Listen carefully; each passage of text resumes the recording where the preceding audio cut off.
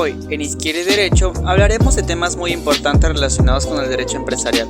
Abarcaremos puntos clave y analizaremos a fondo algunos de sus conceptos. Además, argumentaremos ciertos aspectos desde nuestras vivencias personales. No se vayan, que esto comienza ahora. ¿Qué tal? Muy buenos días, tardes o noches tengan todos ustedes. Yo soy José Manuel Cortés y sean bienvenidos y bienvenidas a su programa Izquierda y Derecho, un podcast dedicado a fines de aprendizaje en el que veremos con más precisión el tema del derecho dentro del ámbito empresarial. Sé que a veces la teoría llega a ser un poco hostigosa, pero precisamente de eso nos encargaremos, de no hacerla ver así, sino algo dinámica y entretenida. Por otro lado, estamos agradecidos mis compañeros y yo de poderles traer un nuevo episodio a su programa. Y bueno, el día de hoy daremos paso a un tema muy importante que es títulos y operaciones de crédito, en el que estaremos mencionando algunos conceptos, leyes, artículos, citas, entre mucho más. Los temas que se abordarán a lo largo de este podcast son 4.1 Generalidades de los títulos de crédito, 4.2 El endoso, definición, requisitos y clases, 4.3 El aval, el protesto, la cancelación y acción reivindicadora, 4.4 Letra de cambio, el pagaré, 4.6 El cheque, 4.7 Contratos de crédito, 4.8 Certificados de la tesorería, 4.9 Operaciones de crédito. Dicho esto, es hora de comenzar con nuestro podcast, sin antes recordarles también que nos ayudarían mucho suscribiéndose a su canal, dándonos un me gusta, comentando y compartiéndonos con los demás. Ahora sí, comencemos. Bien, comenzaremos presentando a nuestra primera compañera invitada en este podcast. Ella es Bárbara, estudiante actual de la carrera de Administración. Bienvenida. Hola, ¿cómo están? Gracias por permitirme estar nuevamente en este podcast. Y al igual que mis compañeros, les daré a conocer información sobre temas relevantes y referentes de nuestra asignatura de Derecho Empresarial. Gracias por sintonizarnos una vez más en este programa llamado Izquierdo y Derecho. Gracias por aceptar la invitación. En verdad, también se encuentra con nosotros Juan Pablo, que de igual forma es estudiante actual de la licenciatura de Administración. Bienvenido. Gracias por invitarme. Es un placer presentarme ante ustedes con un nuevo tema para inundar sus cabezas con más información. Sin más que decir, empezamos. Gracias a ti, nosotros estaremos igual pendientes a tus aportaciones a este podcast, que que nos gustarán. Y bueno, también se encuentra Pilar con nosotros. Adelante, por favor. Hola, buen día. Gracias por invitarme a este programa. Empezaremos con los temas 4.1 Generalidades de los títulos de crédito y 4.2 El endoso, definición, requisitos y clases, que estará a cargo de mi compañera Bárbara. Adelante, por favor.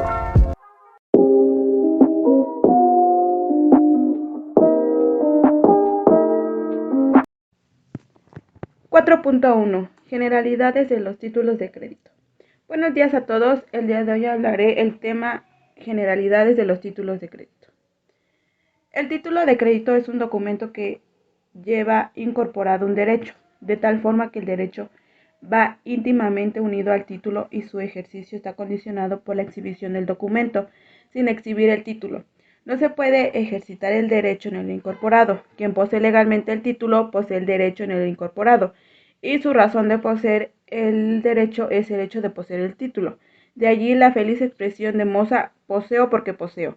Esto es, se posee el derecho porque se posee el título. De Pina, 1918, página 78. Lo que nos quiere decir el autor es que un título de crédito es un documento, los cuales tienen actos de comercio. Por tal motivo, estos documentos ejercen el derecho que se consignan en ellos. Nos dice que quienes poseen el título posee el derecho en el incorporado. Esto nos dice que el documento debe poseer el derecho para que así pueda poseer el título. Este título de crédito es necesario ya que nos da el derecho al contenido. La legitimación es una consecuencia de la incorporación. Para ejercitar el derecho es necesario legitimarse. Exhibiendo el título de crédito, la legitimación tiene dos aspectos, activo y pasivo.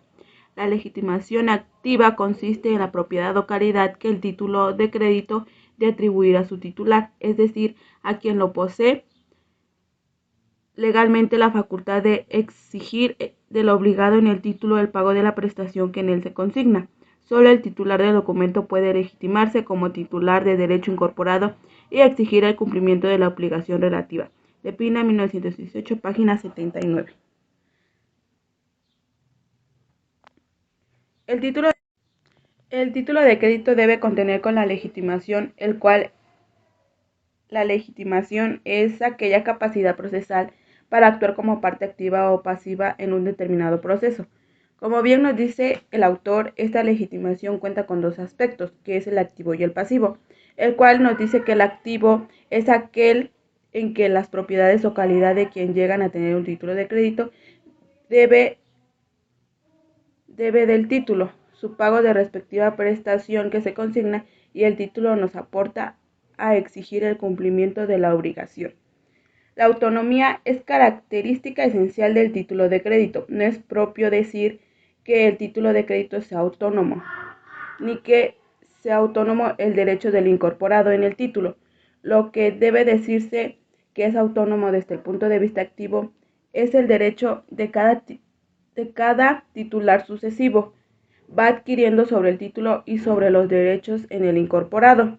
Y la expresión autonomía indica que el derecho del titular es un derecho independiente, en el sentido de que cada persona que va adquiriendo el documento adquiere un derecho propio, distintivo del derecho que tenía o podría tener quien le transmitió el título. De Pina, 1918, página 78. El título de crédito contiene igual autonomía, ya que es fundamental para este título. Como bien nos dice el autor, no es autónomo el título como tal. Lo que hace autónomo a ese título es el derecho de que cada titular va adquiriendo. Esto se ve en un punto de vista activo, el cual hace que el título y el titular sea un derecho independiente para cada persona que le va adquiriendo el documento, ya que requiere de derecho propio y demás derechos que se transmitan en el título. Los títulos de crédito son clasificados por la doctrina, atendiendo a diversos criterios, por el carácter del emisor, por los derechos que incorporan, por su forma de circulación, por su forma de emisión, etc. Títulos de crédito público y privados. Son títulos de crédito públicos los emitidos por el Estado e instituciones dependientes del mismo. Estos por personas morales de carácter público. Bonos de deuda pública, bonos de ahorro nacionales, petrobonos, etc. Son títulos privados los emitidos por los particulares.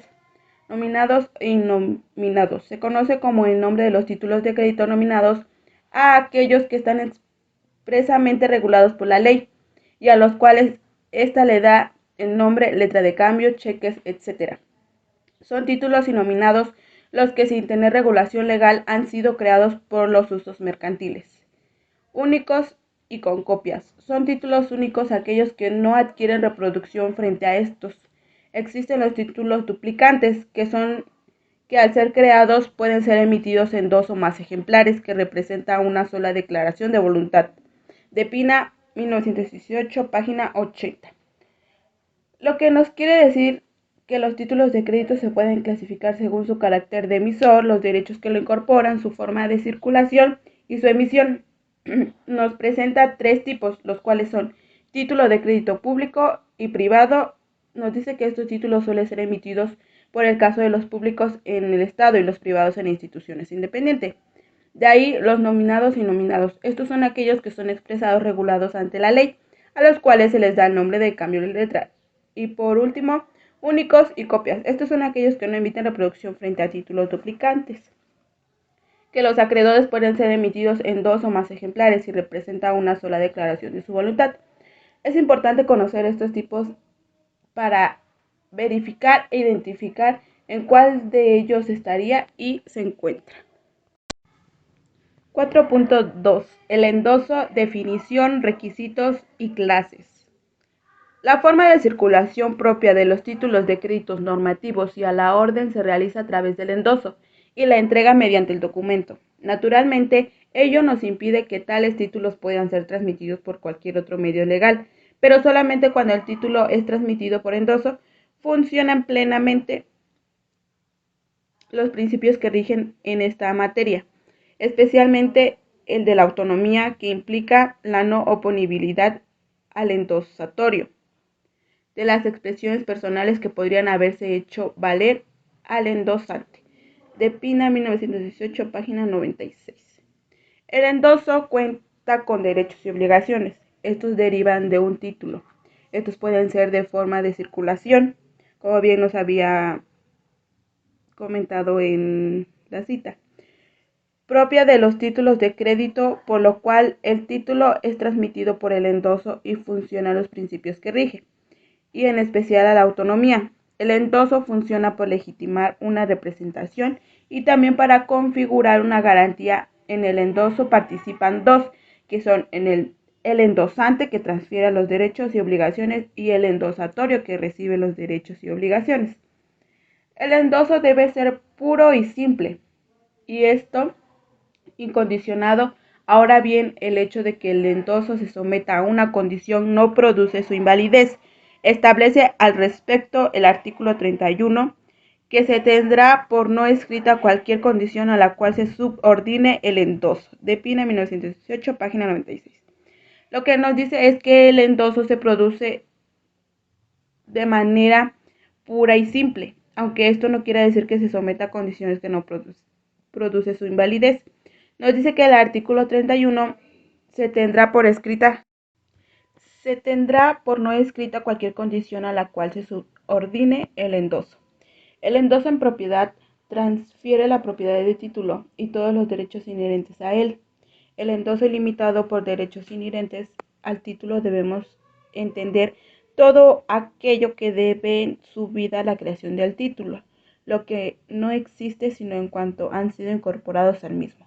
De Pina, 1918, página 97. Un tipo de endoso es el endoso en propiedad. Este nos dice que se transfiere la propiedad de título que circulará en todos sus derechos y obligaciones al endosatario. En el endoso ilimitado, por tanto, sus derechos inherentes, esto nos da a entender que todo lo deben a la creación del título, lo que no existe y son incorporados. El endoso en garantía constituye una forma de establecer un derecho real de prenda sobre títulos de crédito. Así dispone que el endoso con las cláusulas en garantía, en prenda u otras equivalentes atribuye al endosatorio todos los derechos y obligaciones de un acreedor prendario respecto del título endosado y de los derechos al inherente comprendiéndose. De Pina, 1918, página 96. El endoso en garantía nos dice que se constituye en forma de establecer un derecho real sobre los títulos de crédito. Por lo tanto, el endosatario en este caso no adquiere ningún derecho hasta en tanto la obligación garantizado no se determine incumplida. Dispone que el endoso con las cláusulas en garantía, en prendas u otras atribuyen a los derechos y obligaciones de un acreedor prendario con respecto del título endosado y los derechos suelen ser inherentes.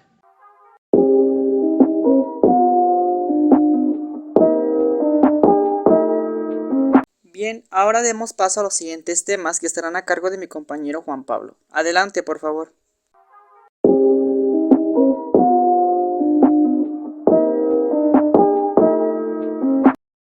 (4.3) El aval, el protesto, la cancelación y acción reivindicadora. El aval es una garantía del pago del importe de la letra de cambio. Una declaración cambiará exclusivamente dirigida a garantizar su pago. El aval nos menciona que nos proporciona una garantía de pago, la cual se realiza mediante una declaración que garantiza nuestro pago. Un ejemplo de este tipo ocurrió con un joven llamado José, que vivía con sus padres y que a estos no les alcanzaba el dinero y tenían muchos gastos, en donde tuvieron la necesidad de recurrir a pedir un préstamo al banco. Entonces, en este caso el banco le solicitó un aval para garantizar el regreso del dinero prestado. Así que José habló amablemente con su padre, quien posteriormente fue su avalista, y fue así como le garantizaron el pago del importe de la letra del cambio. Protesto. Es la certificación auténtica expedida por un depositario de fe pública, en la que éste hace constar el hecho de haberse presentado oportunamente la letra para su aceptación o para su pago a las personas llamadas a aceptarla o pagarla, sin que éstas lo hayan hecho a pesar del requerimiento respectivo. Como podemos observar, el protesto nos menciona que éste se manifiesta por la falta de aceptación de una decisión durante un juicio, y si ésta le ser presentada oportunamente a la letra para su aceptación, teniendo en cuenta que las personas hayan hecho un requerimiento respectivo a este. Habitualmente debe ser relativa a la administración y también debe ser congruente a la práctica de la prueba. Cabe mencionar que también es una fórmula tradicional para dejar la constancia de la no aceptación del pago, ya sea correspondiente a una letra de cambio, de un cheque o de un pagaré. Cancelación. La primera forma para cancelar un aval bancario consiste en devolver la carta aval original a la entidad bancaria. De esta manera, una vez devuelta la carta aval, se extingue la responsabilidad del banco. A partir de la devolución, la entidad bancaria deja de cobrar comisiones y libera las garantías que el cliente avalado hubiese prestado. Tal y como hemos observado, existe una gran variedad de cancelar un aval. Una de las más comunes consiste en devolver la carta aval original a la entidad bancaria, ya que de esta manera, una vez que hayamos devuelto la carta aval, se extingue la responsabilidad que fue otorgada por el banco. Acción reivindicadora.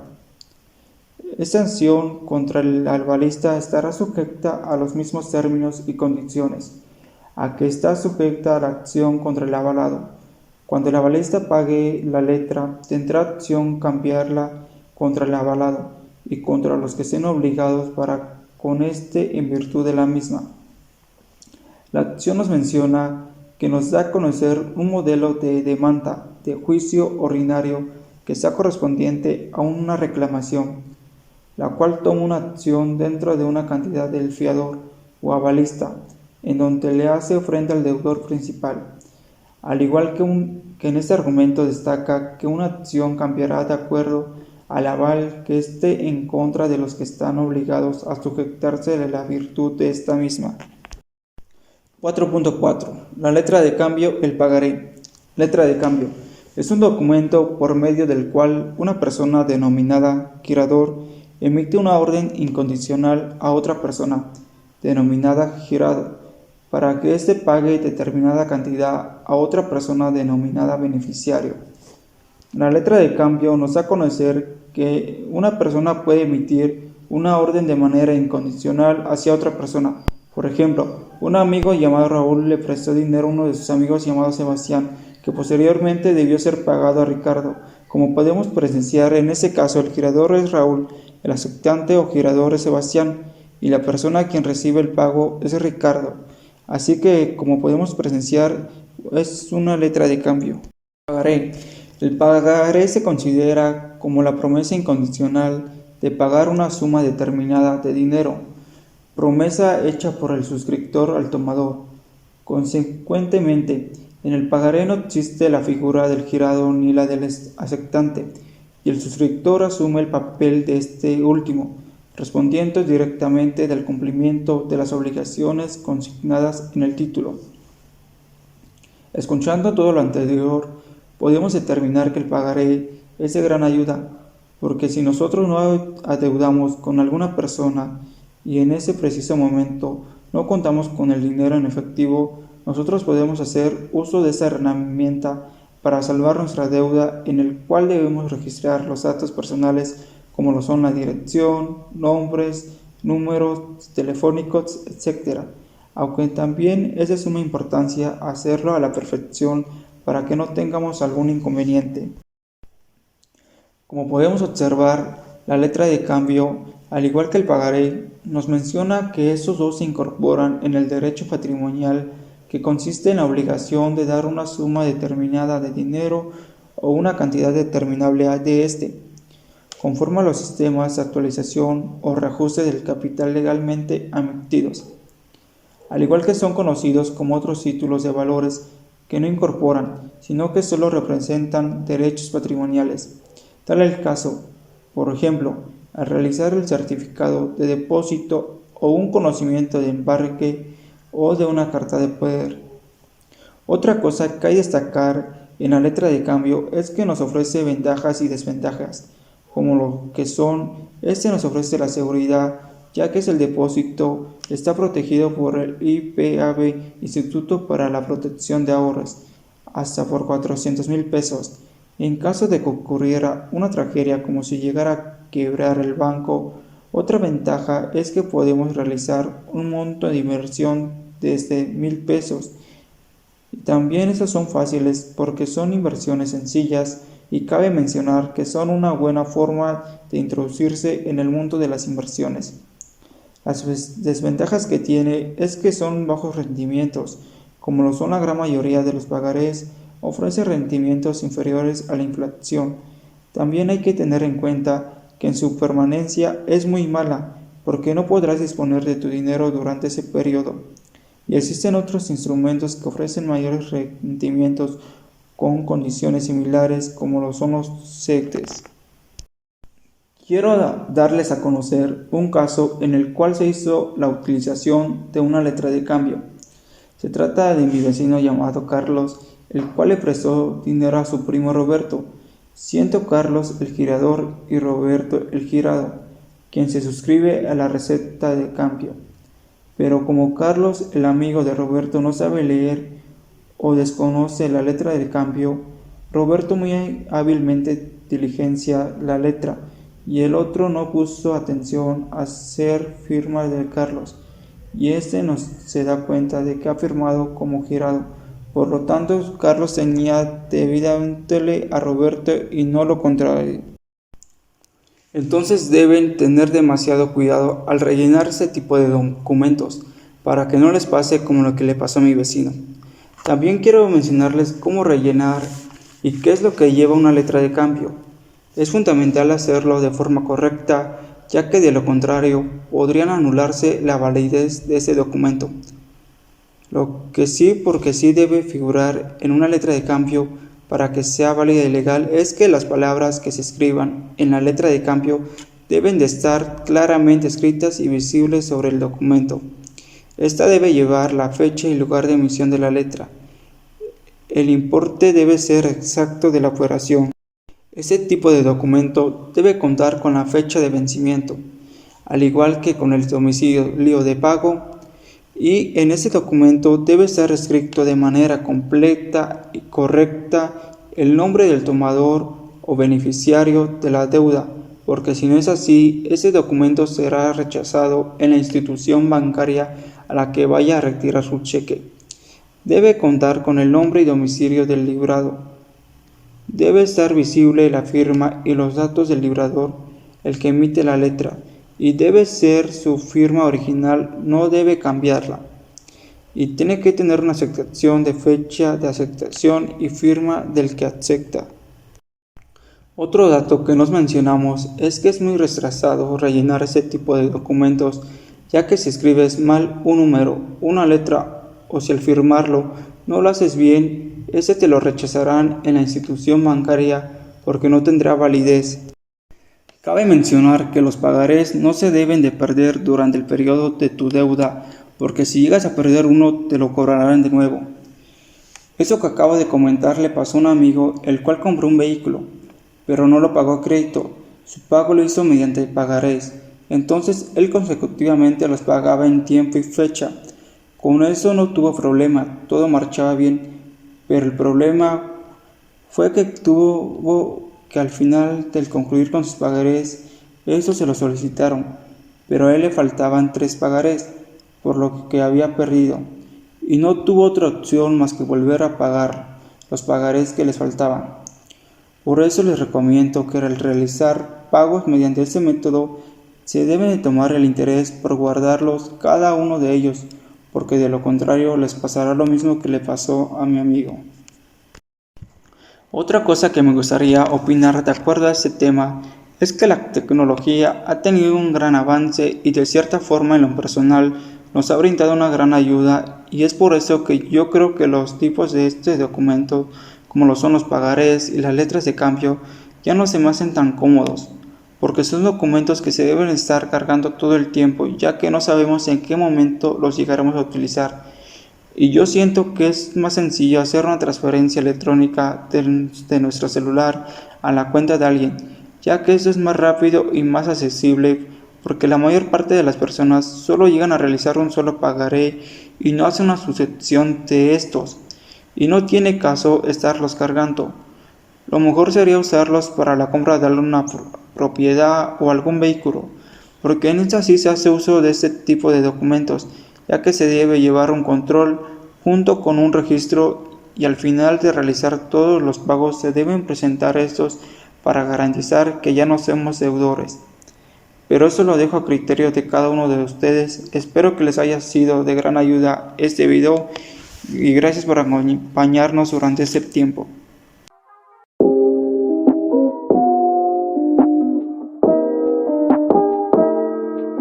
Bien, ahora explicaré el siguiente tema, que es el tema 4.6 llamado el cheque. Espero que la información sea de su agrado y que este tema quede totalmente claro.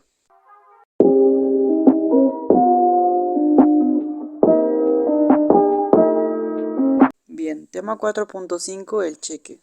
Para poder comenzar con este tema es de suma importancia poder conocer algunos aspectos generales de este mismo, empezando por su concepto. El cheque es un título de crédito en virtud del cual una persona llamada librador ordena incondicionalmente a una institución de crédito que es el librado el pago de una suma de dinero en favor de una tercera persona llamada beneficiario. Para que se puedan expedir cheques son indispensables dos requisitos: tener fondos disponibles en poder de la institución de crédito y que la institución haya autorizado al librador para expedir cheques a cargo de ella. Flores y Calvo 2003, página 201. Como bien se menciona en la definición anterior, el cheque se puede clasificar como un tipo de título de crédito, ya que da la orden de pago en cuanto a actividades que lo requieran y este además sirve como evidencia si es que se llegara a suscitar algún tipo de inconveniente con la operación que se está haciendo. Por otra parte, se menciona que mediante este tipo de título de crédito se mantienen a 3 personas clave para que se efectúen de buena manera, pues se necesita de un librador, que regularmente puede ser la persona que tiene la cuenta bancaria, como de un librado, que son las empresas financieras dedicadas al manejo de cuentas bancarias, por ejemplo, bancos, financieras, etc. Y por último tenemos la persona que es beneficiaria, que representa a aquel individuo al que el cheque se le favorece en cuanto a la suma de dinero. Si bien es claro, se menciona que los cheques solamente pueden ser expedidos si la cuenta bancaria cuenta con fondos suficientes y que la empresa autorice el retiro, pues si en dado caso que el cheque esté a una cantidad excedida al fondo que hay, no puede realizarse debido a recursos insuficientes. Ahora bien, es importante mencionar su naturaleza. Este título se caracteriza principalmente por ser un instrumento de pago y de compensación. El cheque tiene por objeto retirar en forma inmediata fondos disponibles que se encuentran depositados en una institución de crédito y por eso decimos que es un instrumento de pago, porque por otra parte el cheque es un instrumento de compensación. La compensación es una forma de extinguir dos obligaciones recíprocas hasta la cantidad que importe la menor. Flores y Calvo 203, página 200. El cheque, al ser un título de crédito, de cierta forma mantiene gran diferencia con lo que es el pagaré y la letra de cambio, pues este se basa más en el aspecto de la compensación. Al tener como naturaleza lo ya antes mencionado, se convierte en un instrumento de pago, ya que hay dinero de por medio y se involucra tanto al librador como al librado, pues el librador deposita dinero para tener fondos suficientes en el librado, que mayormente se encarga de una financiera o banco. Por ejemplo, un empresario que desea retirar dinero de forma inmediata y por ello realiza un cheque como medio rápido para poder tener el dinero disponible y convirtiéndose así en un instrumento de pago. Por otra parte, también tenemos la presentación del cheque. El cheque debe presentarse para su pago en la dirección que en él se indique, y a la falta de esa indicación debe serlo en el principal establecimiento que el liberado tenga el lugar de pago. La ley establece los siguientes plazos para la presentación. Si el cheque es pagadero en el mismo lugar de expedición, debe presentarse para su pago dentro de los 15 días que sigan el de su fecha. Si es expedido y pagadero en diversos lugares del territorio nacional, debe presentarse dentro de un mes.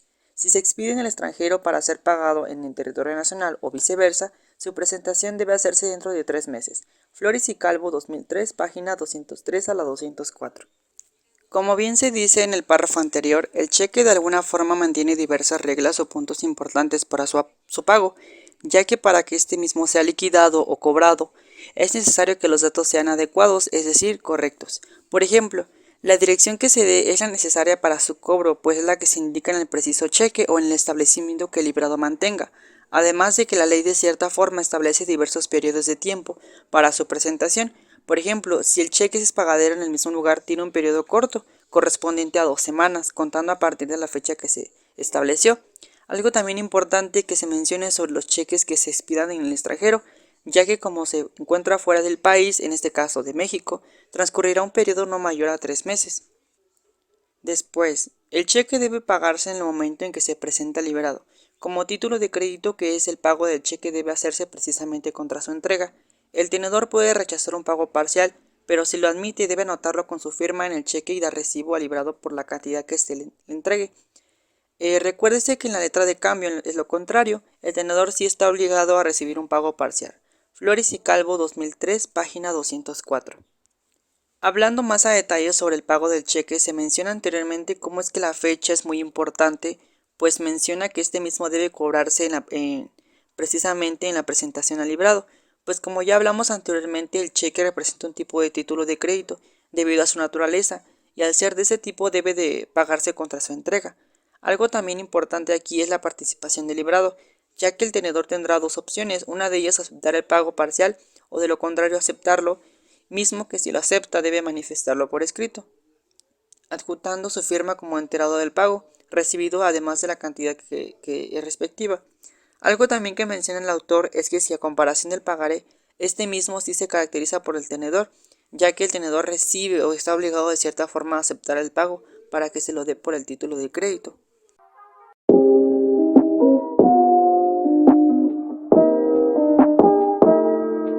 Bien, ahora demos paso a los siguientes tres temas que estarán a cargo de mi compañera María del Pilar. Adelante, por favor.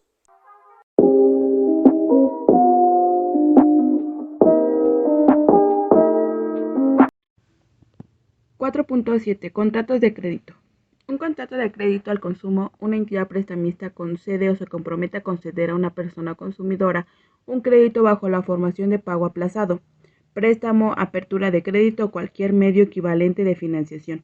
Existe el tipo deudor, tipo de interés expresado por porcentaje fijo o variable aplicado anualmente al importe del crédito utilizado, fijo o variable, así como los recargos incluidos en el coste total del crédito, todos los gastos incluidos, los intereses, comisiones, impuestos y otros gastos que debe pagarse en concepto del contrato de crédito al consumo para la persona consumidora.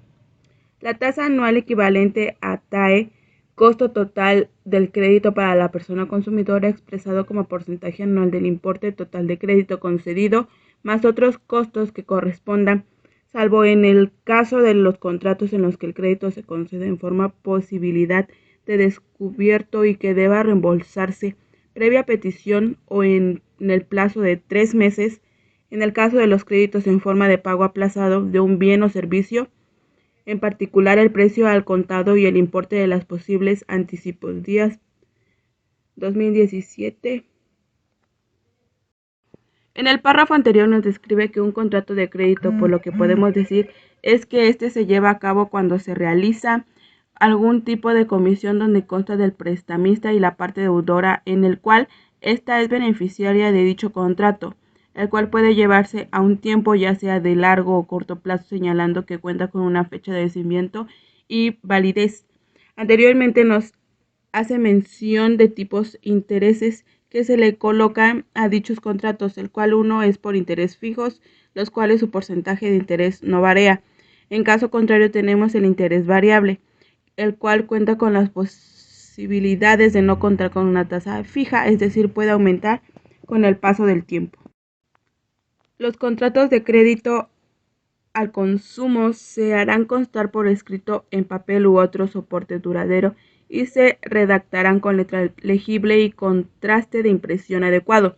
Todas las partes contratantes recibirán un ejemplar de contrato, además de las circulaciones esenciales, deberán contener los contratos de crédito al consumo, donde además podrá consultar los aspectos de información en el contrato de crédito en forma de posibilidad de descubierto. El incumplimiento de facilitar por escrito el contrato de crédito al consumo dará lugar a la anulabilidad del mismo. Además, la obligación de la persona consumidora se reducirá a abandonar el interés legal en los plazos convenidos. En caso de que el contrato no contenga mención al importe, número o periodicidad de los pagos a efectuar y siempre que no haya omisión o inexactitud en plazo, la obligación de la persona consumidora se reducirá a pagar el precio al contado o el nominal de crédito en los plazos convenidos. En caso de omisión, inexactitud de los plazos, tal pago no podrá ser exigido a la persona consumidora antes del final del contrato, en los supuestos de que los datos exigidos del contrato figuren en el contrato, pero estos sean inexactos. Se modularán las consecuencias en función del perjuicio causado por ello a la persona consumidora. Díaz Bravo, 2017. Para la realización de dicho documento es importante la seriedad, voluntad y compromiso que debe tener la parte deudora. Este se realiza de manera verbal y escrita. Se recomienda que sea de manera formal y en un papel duradero, para evitar la alteración de dicho documento, el cual consta de varias partes para su estructura, donde nos detallará las obligaciones que se tiene por parte del prestamista o deudor. En caso de que no se cumpla dicho compromiso y no se haya redactado por escrito, no tendrá validez, ya que no hay manera de comprobación. En caso de que no contenga fecha de vencimiento, mención de cantidad, datos personales requeridos del deudor o prestamistas, o se dé el caso de no señalar el porcentaje de interés, no se cobrará correctamente o en su totalidad la deuda. Nos menciona que si solo hay error al momento que hace mención del plazo en el que se cumplirá el contrato, el prestamista no puede exigirlo, puesto que no tiene fecha límite o de vencimiento. Partes en el contrato de crédito. Las personas consumidoras no podrán renunciar a los derechos reconocidos en la ley, siendo la renuncia de los mismos a las personas consumidoras nula o pleno derecho.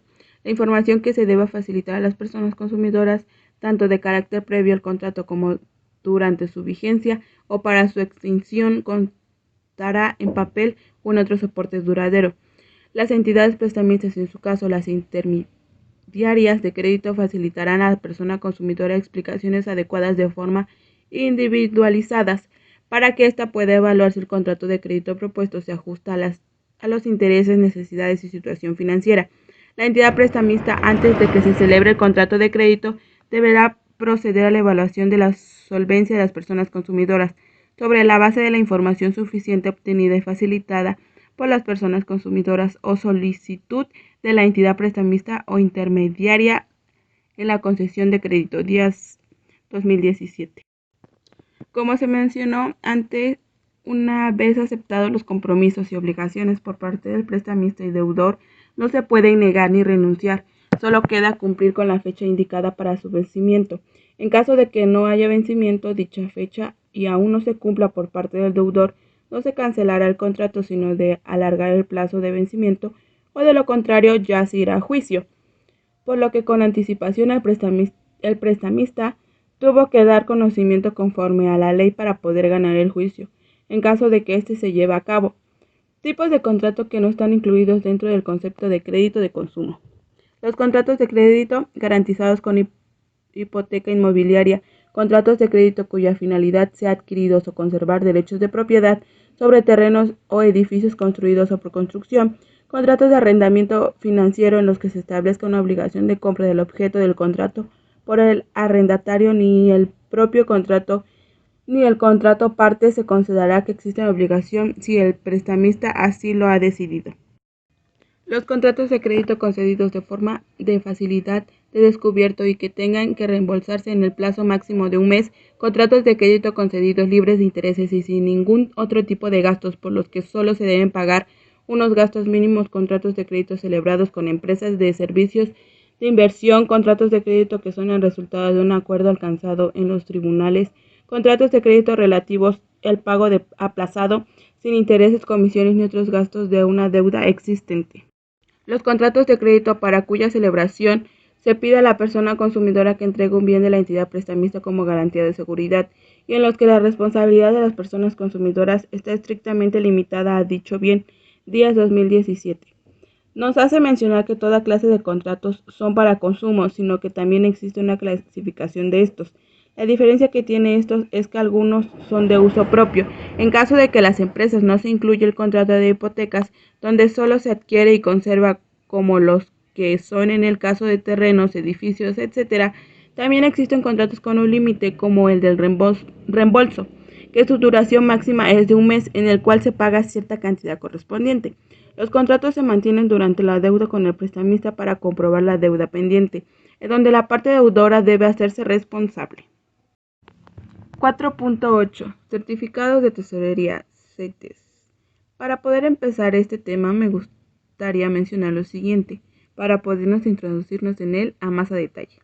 CETES es el acrónimo de México de Certificados de la Tesorería de la Federación, que no son más que un instrumento de inversión ofrecido por el Gobierno Federal de México a través de la Secretaría de Hacienda y Crédito Público, SHCP, y del Banco de México, Banxico, quinto 2015. Como bien nos dice, estos certificados de tesorería son principalmente ofrecidos por el gobierno, ya que al ser de carácter federal, estos mismos sirven como medios de inversión que más adelante puede permitir descuentos o son el pilar principal de todos los préstamos que se lleguen a suscitar, ya que se ven involucradas dos instituciones muy importantes.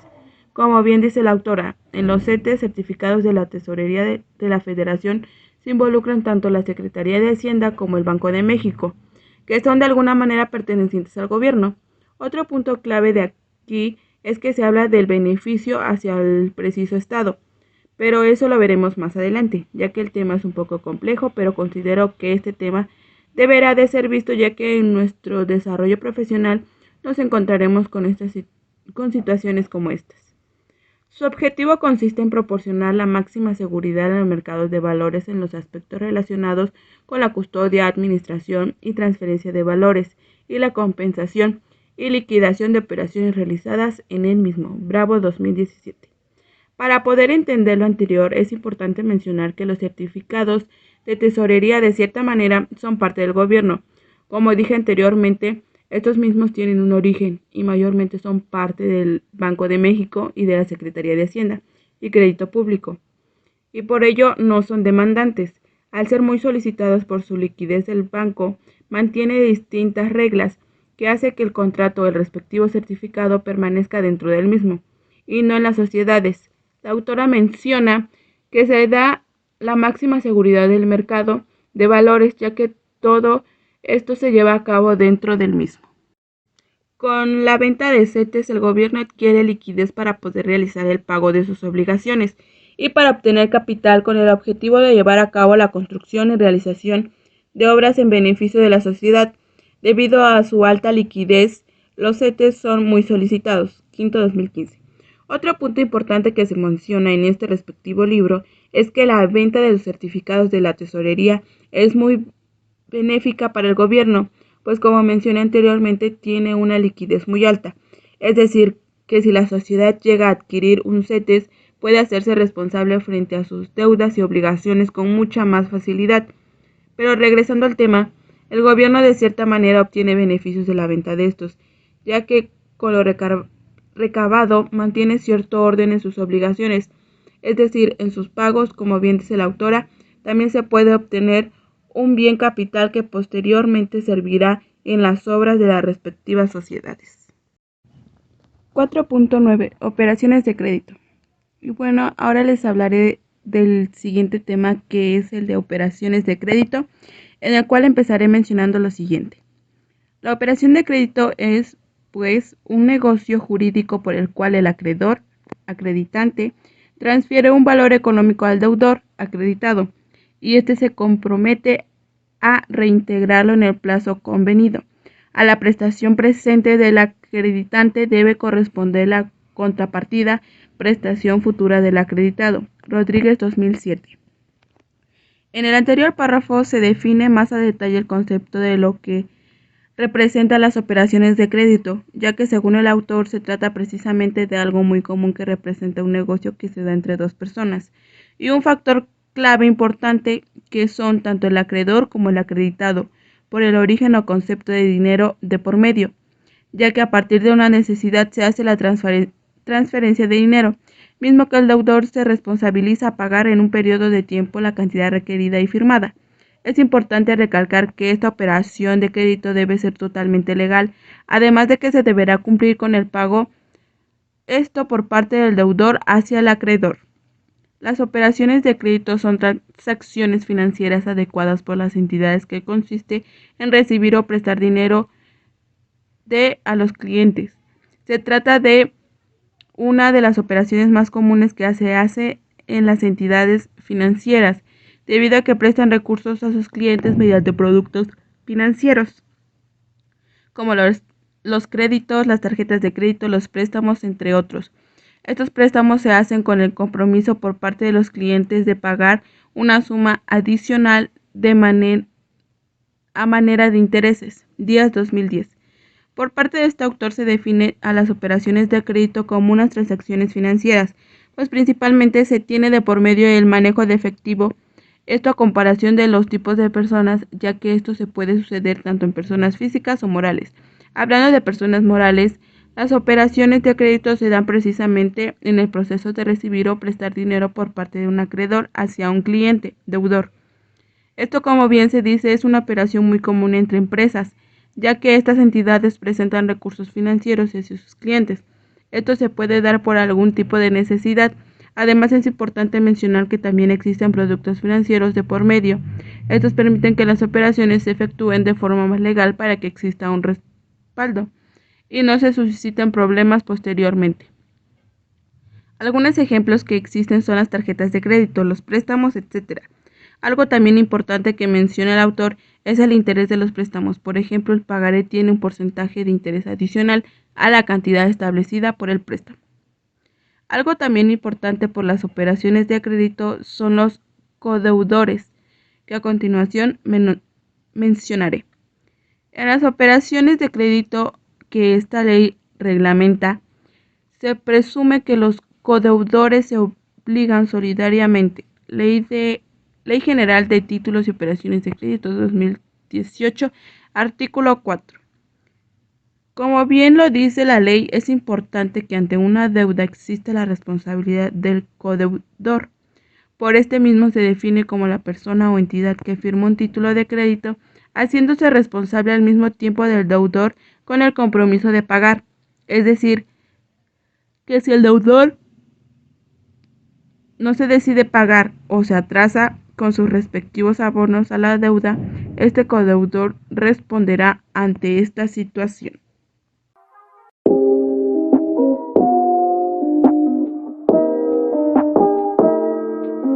Gracias. Ahora demos paso a las conclusiones generales en las que cada uno de los participantes dará su aprendizaje, opinión y criterio acerca de los temas tratados en este podcast. Empezaremos contigo, Bárbara, por favor.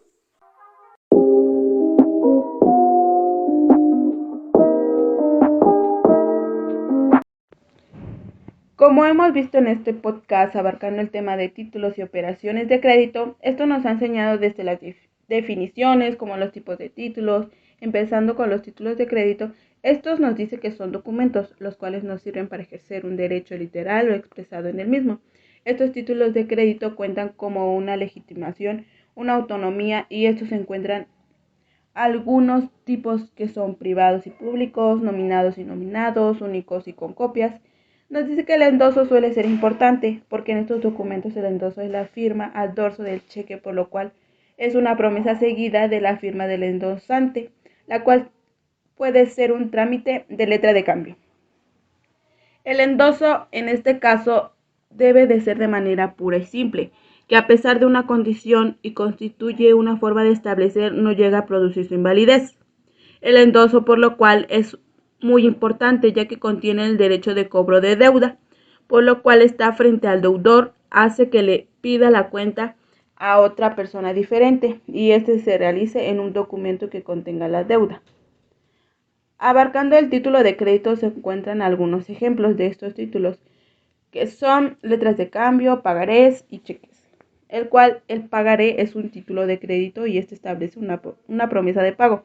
Estos pagarés son utilizados, por ejemplo, en compraventas. Actualmente no suelen ser muy usados, pero sí he visto aquí en mi comunidad que suelen comprar un terreno en pagos y estos en cada pago se les da un pagaré con sus datos. Por tal motivo, este documento nos muestra la cantidad por saldar, así como la fecha de su vencimiento en el que se cubrirá el monto acordado. Al beneficiario del pagaré también pueden venir los datos de 2 avales. Los avales también son necesarios en estos tipos de pagarés. Las letras de cambio nos dice que son documentos los cuales definen un cierto monto en una fecha determinada. La diferencia que tiene con los pagarés es que los cambios de letras suelen ser garantías financieras y como métodos de pago y los pagarés es que en este documento se da a conocer a quién debe hacerse el pago. A quién se le va a pagar lo acordado en este documento. Por lo tanto, el cheque es aquel que se considera como un título de crédito. Este documento suele funcionar igual como pago, pero este es que una persona ordena a un instituto financiero pagar la cantidad para su propio beneficio. El cheque, por tal motivo, puede ser expendido teniendo fondos disponibles ante una institución de crédito para poder así librar los cheques que tenga a su cargo. Otro ejemplo y tema abordado en este podcast por mis compañeros es los contratos de crédito. Es que son aquellos por los cuales una entidad prestamista concede a una persona consumidora un crédito ante la formación de cualquier medio de financiamiento. Este se entiende que el consumidor es una persona física, la cual ésta se mantiene al margen de su actividad comercial o profesional. Por lo tanto, los certificados de la tesorería son aquellos que deuda ante el gobierno federal, estos pagarés que tiene el gobierno para poder recaudar fondos y generar rendimientos, por lo vial da a conocer al límite de la deuda responsable que cualquier persona o empresa adeuda en esencia para poder cuidar su salud financiera. Y por último, y no menos importante, nos muestra las operaciones de crédito. Nos dice que estas operaciones de crédito permiten que un acreedor tenga un certificado de pago sobre algún tipo de crédito que éste sea otorgado. Estos suelen ser documentos mercantiles que contienen actos de comercio y conceden que ejercitar las acciones que deriven. Todos estos temas son útiles, ya que de cierta manera son importantes y se relacionan entre estos. Esto hace que nosotros adquiramos nuevos conocimientos y aprendamos que de cierta manera son cosas que pueden suceder de manera cotidiana y que nosotras la podemos llevar a cabo de manera correcta y precisa.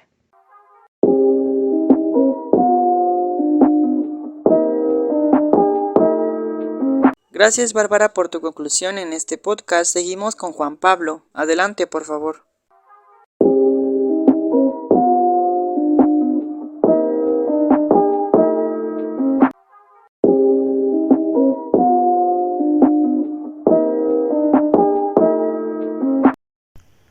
Conclusión.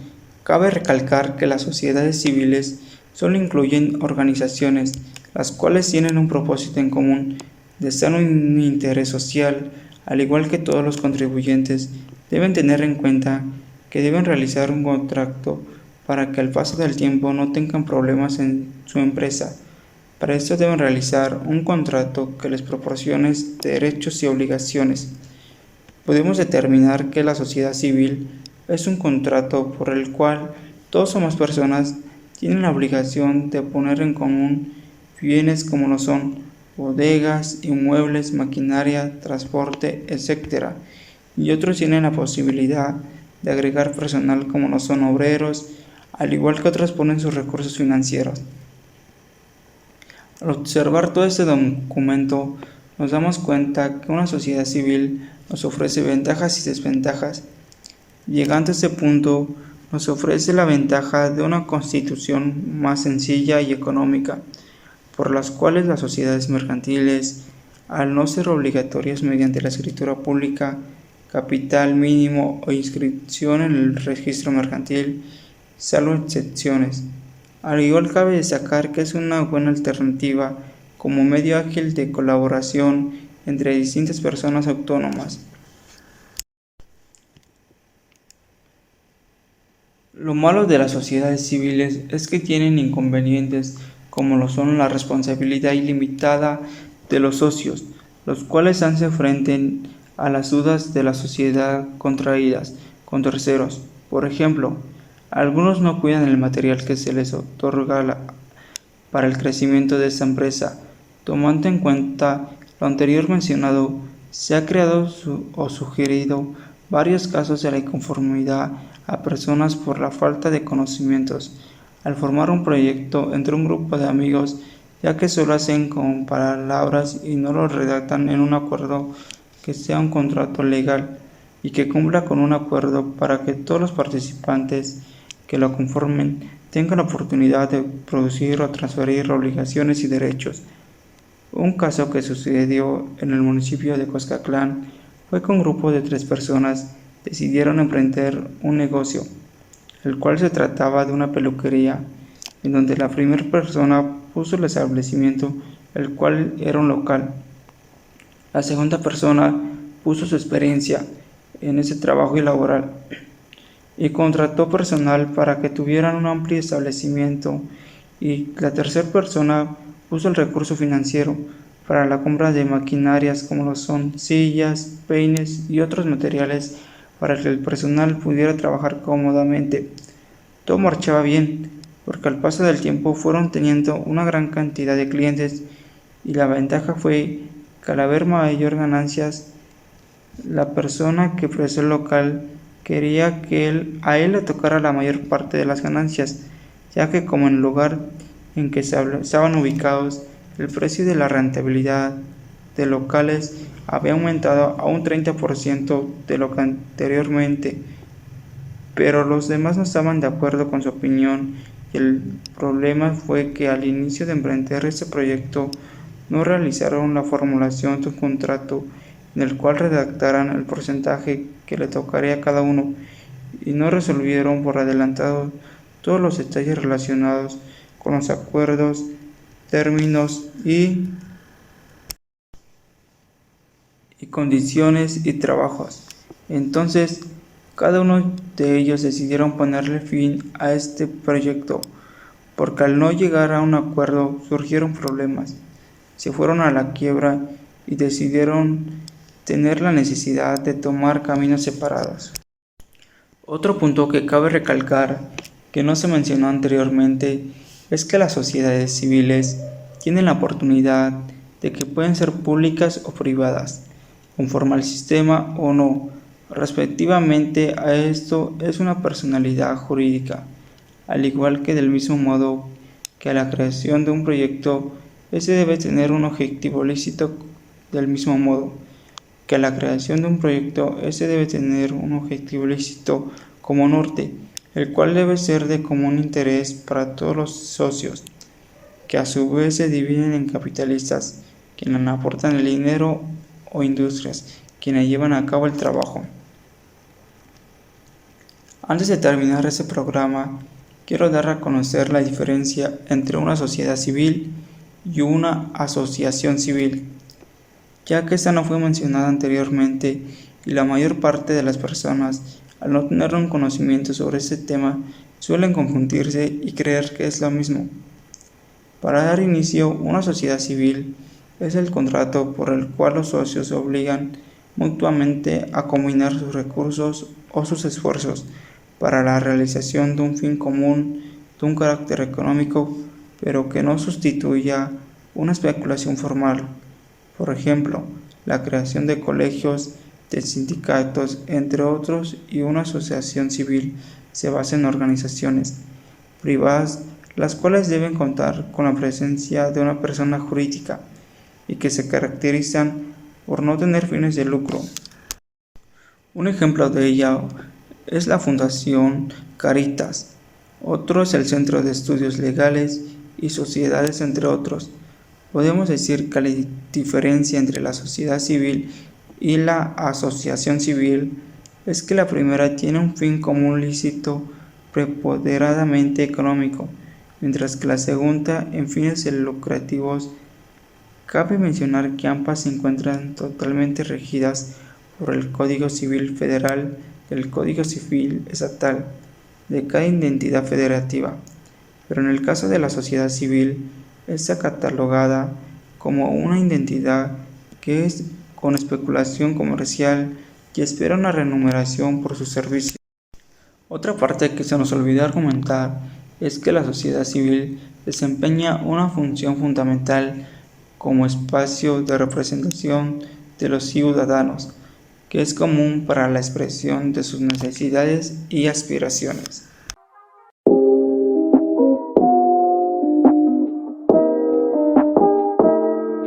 Gracias Juan Pablo por tu conclusión en este podcast. Seguimos con María del Pilar. Adelante, por favor.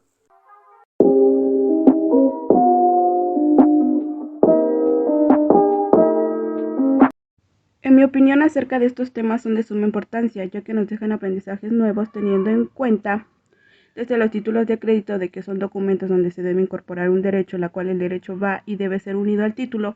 Como bien nos decían mis compañeros, este título cuenta desde una legitimación, autonomía, entre otros aspectos, la cual va en concordancia con el endoso y los tipos de crédito que existen, que son pagarés, cheques, contratos, certificados, contratos de crédito, certificados, etc. Estos temas que fui la que abordé son de suma importancia y sobre todo me dejan con nuevos conocimientos, los cuales son útiles para mí y es importante darlos a conocer como bien abarca en estos temas. Decía que el certificado de tesorería son instrumentos de inversión las cuales son ofrecidos por el gobierno a través de la Secretaría de Hacienda y el Banco de México. Estos certificados son responsables frente a deudas y obligaciones como tal facilidad, la cual nos dice que el gobierno de cierta manera obtiene ciertos beneficios de la venta de estos, ya que con lo recabado se obtienen ciertos beneficios de venta. Algo muy importante que me llamó la atención es el tema de los cheques, letras de cambio, las cuales nos damos cuenta cómo estos son de importancia, la cual nos muestra cómo un papel debe ser llenado correctamente y cómo este dependerá del orden de pago en actividades que se requieran. Algo también que me gustaría mencionar dentro de mi conclusión a este podcast es que considero que el tema de las operaciones de crédito me servirá, ya que en el transcurso de mi licenciatura dentro del Tecnológico de Tehuacán podré complementar lo visto con estos temas. Por ejemplo, si es que deseo realizar trámites de efectivo, es necesario que tengan conocimiento sobre el dinero y cómo funciona. Además, puedo relacionar los títulos y operaciones de crédito con muchas áreas dentro de mi carrera. Por ejemplo, considero que puedo ver la aplicación del pagaré, los cheques y las letras de cambio en la materia de contabilidad, ya que en esta precisa materia manejamos casos prácticos en los que estos documentos son utilizados con regularidad para poder efectuar operaciones de crédito, por ejemplo, el pagaré. Cuando se dan préstamos y es necesario que se firme un documento para manifestar y comprometerse el pago de este mismo. Por otra parte, la expedición de cheques y de letra de cambio también los puedo ver reflejados en esta materia, ya que al manejar empresas siempre se deben utilizar estos documentos para poder efectuar transacciones de dinero o valores monetarios. El manejo de títulos y operaciones de crédito nos permiten hacer un mayor enfoque en mi futuro, pues por ejemplo, cuando realice mis prácticas profesionales podré aplicar estos conocimientos, explicar los tipos de cheques y los pagarés, las letras de cambio, etc. Para finalizar, considero a mi criterio que la materia de Derecho Empresarial está ayudando al complemento de mi aprendizaje, pues con estos temas hacen que tenga mucho más contacto con este tipo de situaciones. Por ejemplo, al cuidar mi firma, ya que con este tiene mucho poder dentro de los contratos y los títulos de crédito.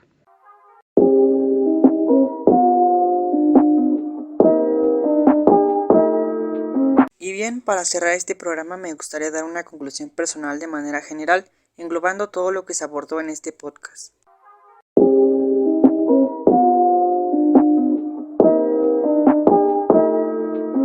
Para poder dar finalizado este podcast es importante mencionar algunos aspectos que me parecieron interesantes durante el desarrollo del podcast, ya que considero que el tema que se abordó fue de suma importancia, debido a que el tema puede ser aplicado en algún futuro, pues si vemos la aplicación de nuestra carrera es importante que aprendamos a saber aplicar y expedir títulos y operaciones de crédito, pues ya que entre mayor contacto que tengamos con este tipo de temas, tendremos que saber cómo funcionan y su aplicación en distintas actividades que efectuemos, ya sea como persona física o persona moral. Por ejemplo, como una persona física a lo largo de nuestra vida mantendremos cierta influencia en realizar operaciones de crédito. Por ejemplo, con un banco, sabemos que hoy en día la tecnología ha ganado revuelo en la sociedad y ha hecho que cada día más las personas sean abiertas a comprar, vender o realizar operaciones de crédito por medios electrónicos, ya que esto facilita de alguna forma el manejo de efectivo. Pero regresando al tema principal, cuando nos encontramos en la necesidad de solicitar una tarjeta de crédito, es importante que sepamos todo lo relacionado con el banco, ya que estos mismos tienen diversas políticas, reglas o normas en cuanto a sus clientes y a sus operaciones. Es aquí donde podemos ver que empiezan los trámites o títulos de crédito, pues es necesario firmar algunos documentos para poder dar fe a lo que se está planteando y solicitar también en el preciso momento.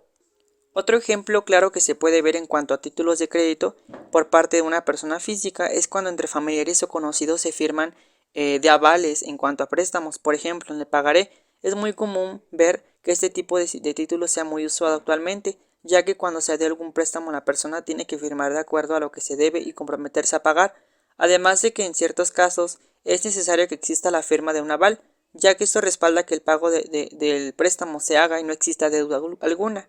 Es aquí donde mayormente se rompen amistades o lazos familiares, ya que puede llegar a suscitarse problemas de deudas porque mayormente no se pagan por las personas que son originarias de la deuda, sino que avales también salen perjudicados. Aquí es donde nos damos cuenta que nuestra integridad como persona física es importante y que por ello nuestra identidad y firma también lo son, ya que no es recomendable firmar documentos que nos pueden perjudicar en algún futuro. Algunos ejemplos que puedo mencionar son los siguientes.